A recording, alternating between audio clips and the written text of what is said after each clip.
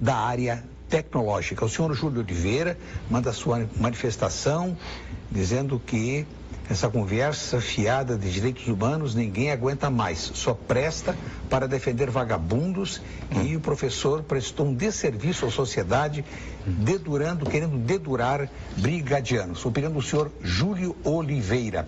E eu quero ilustrar também uma referência que o senhor fez, professor Marshall, a propósito da cultura como instrumento de educação, de aperfeiçoamento. Eu vou vou aqui relatar um episódio que eu acompanhei e que me emocionou muito. Eu estava passando pela Praça da Matriz, diante do Teatro São Pedro, era um final de tarde, e vi, assim, uma escola inteira, todos uniformizados, o professor orientando, eles estavam saindo de um concerto.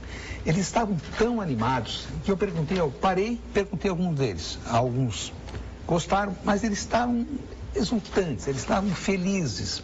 Fui conversar com a professora, fiquei sabendo, uma escola de uma zona da periferia muito pobre. Eles jamais tinham entrado no Teatro São Pedro, jamais tinham ouvido uma música erudita, não era erudita, era um semiclássico, tá? Uma adaptação, uma apresentação da Orquestra Jovem. Bom, e bem, cumprimentei, até fiz um registro na minha coluna do Jornal do Sul, dizendo que eu fiquei muito contente houve a doação de uma empresa de ônibus, eles foram 2 ônibus, lotaram 2 ônibus. Bom, 5, 6 meses depois eu estou indo à Assembleia para fazer uma entrevista, passo pelo meio da praça e me chama a atenção que eu vejo garotos e garotas com aquele mesmo uniforme e eu olho, é a mesma professora. Todos eles, uma orquestra de flautas. E eu fui falar com o professor. Professora, esse grupo, a senhora é professora, o mesmo grupo. Eu lembrei que tinha visto o final a saída deles. Aquele recital foi fundamental para eles se interessarem por música de qualidade. Nós nos cotizamos, compramos instrumentos, uma percussão e o resto instrumentos de sopro, e ali estava uma pequena orquestra se apresentando. Vejam que modificação extraordinária na vida dessas crianças. Não, é o que eu disse, Borges, é um efeito transformador para aquela família e para a comunidade, para todo o entorno que acha ali um caminho lúcido, um caminho bonito, encantador, que abre destinos, que profissionaliza. Agora, tem que haver, evidentemente, um cenário para isso, a orquestra, o teatro, a chance de aprendizado, um local de trajetória. O fato máximo nesse campo que eu conheço ocorreu agora em 2016. Vamos contar isso. Alguns anos atrás eu conheci, como solista, um jovem virtuoso chamado Vladimir Soares. Um menino negro de família pobre, morava na Lomba do Pinheiro. E ele se dedicou a um instrumento muito difícil, muito desafiador, que é a flauta doce. Uma coisa é tocar a flautinha doce assim no beabá, outra coisa é tocar Handel, tocar Telemann, seu lindíssimo concerto para flauta doce, enfim, que são música virtuosística com instrumento compacto, de poucos recursos. Ele se graduou no Instituto de Artes e foi a Freiburg, que é o maior centro de performance e estudo de música histórica, ou seja, música tocada com instrumentos de época, no mundo. Bom, e no ano passado, o Vladimir Soares simultaneamente defendeu 2 mestrados e obteve láurea, ou seja, nota máxima, unânime de todos os jurados, fato que não ocorria em Freiburg há 25 anos. E quem realizou isso foi um menino negro e pobre vindo da Lomba do Pinheiro. Ele prosperou por uma escola comunitária, que é ali, a Escola Vila Lobos, pelo Instituto de Artes, que deu continuidade a isso, pela sua trajetória, pelo seu esforço. Agora, imagina o efeito transformador disso no raio de conhecimento desse fato. Infelizmente... Eu só quero, antes de terminar, dar um peteleco nesse espectador aí, que com todo respeito, né? Então já aproveite. Já se declarou aqui, direitos humanos não é para defender bandido. Isso é uma falsa imagem. Ninguém defende bandido. Então, o advogado do bandido defende bandido. Os direitos humanos defendem direitos humanos. É isso. Direitos humanos em guerra, mas defende em circunstâncias difíceis, não? Não se defende direitos humanos quando não é necessária a defesa dos direitos humanos. Existe também um termo chamado utopia, que foi criado lá pelo Thomas Moros, que... Bom, Platão já vinha com a dele, há várias, né? Mas seja como for, né? Eu acho que é importante as pessoas trabalharem com essas noções utópicas e com essas noções de sonho, que foi a primeira pergunta que tu me fizeste, né? Se podemos sonhar ainda com o retorno da segurança. Na verdade, todas essas iniciativas, elas são absolutamente importantes, são necessárias, elas restabelecem uma sensação, inclusive, de pertencimento à comunidade e tudo mais. Agora, eu compreendo o cidadão que se manifesta contra os direitos humanos porque ele identifica ou ele faz uma determinada confusão. É um sofisma, de esquerda. É um sofisma, só um lado. O que aconteceu? Não, Nós temos que olhar o aspecto histórico. É um erro.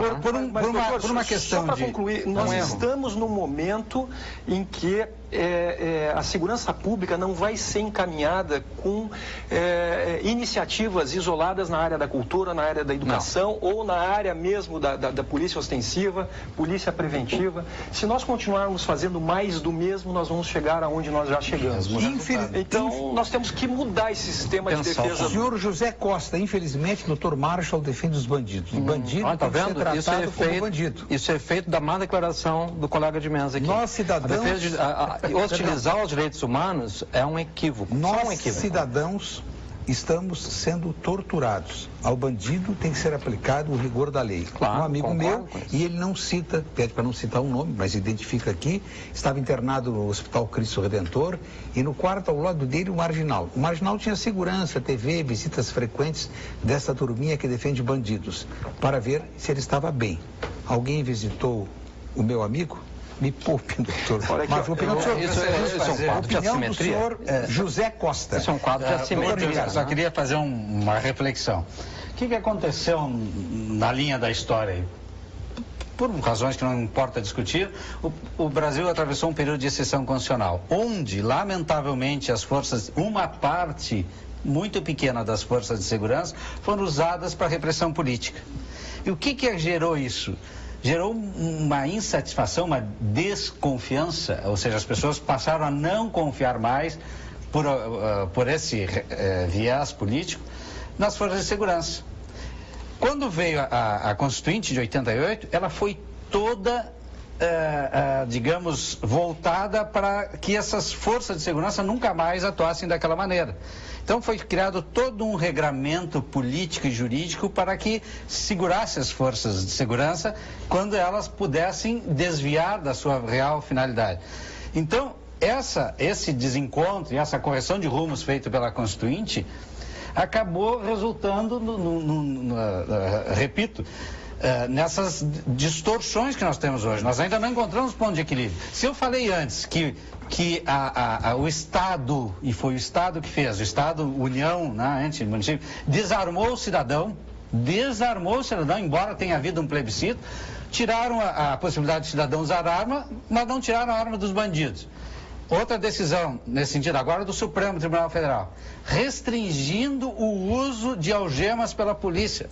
Por favor, se a polícia não puder algemar um bandido perigoso, e a polícia tem de justificar. Você imagine o seguinte cena: um bandido no meio de um tiroteio, o capitão da brigada militar que está fazendo o confronto com o bandido e o delegado está ali, eles têm que escrever que aquela situação justifica o uso de algemas. Claro, em que mundo nós vivemos, por favor?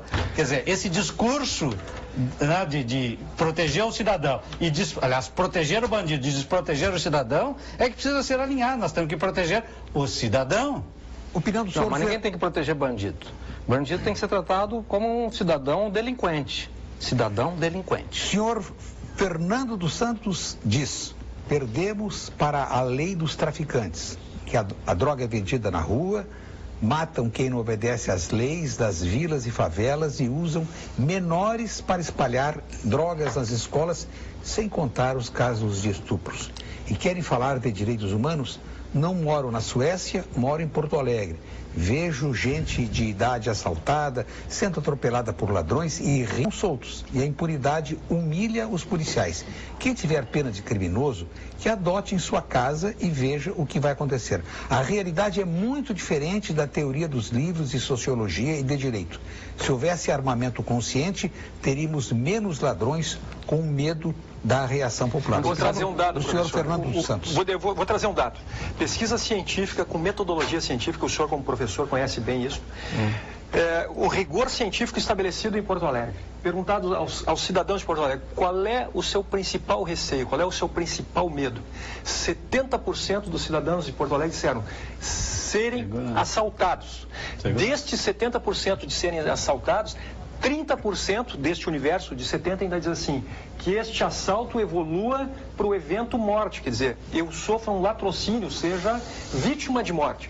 Se entende toda esta fala por conta desta desproteção do Estado, que desarma o cidadão e diz... E não desarma o bandido. Não, o coletivo do Estado, quer dizer, a estrutura estadual, agora vai passar a te proteger. Tu que foi desarmado, o Estado vai te proteger. Só que não aconteceu. Só que isso não tem... Bom, mas sabem qual é o problema de um... O discurso é que aquela sua fala inicial, doutor Ricardo, o discurso é um discurso da fragilidade, o discurso é um discurso da passividade diante de toda essa situação do tráfico de drogas, que é também apontado pelo cidadão de Porto Alegre como a principal causa da violência e da criminalidade.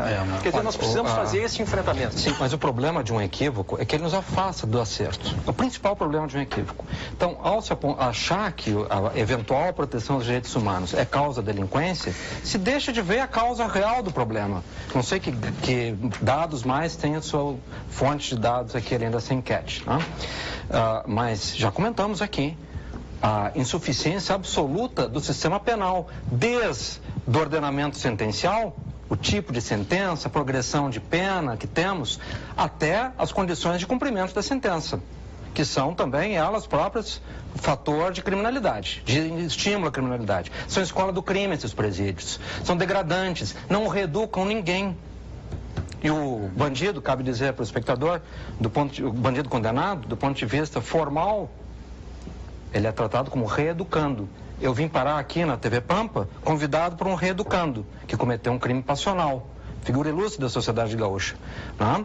Então, é isso que temos que pensar. Se aquele reeducando fosse colocado nas condições de barbárie a que vão todos os outros delinquentes, vejam que caldo horrível que tem aí, e se não clamaríamos por direitos humanos ali. Então, quando a gente aponta um falso problema, deixamos de atacar a causa verdadeira. E a causa verdadeira é bem mais complexa e não está na defesa dos direitos humanos. Está, sim, em rever o sistema penal, o sistema penitenciário. Também não está na pobreza. Não, fatores. Nem todo pobre, essa associação pobre criminalidade, esse sim é um equívoco.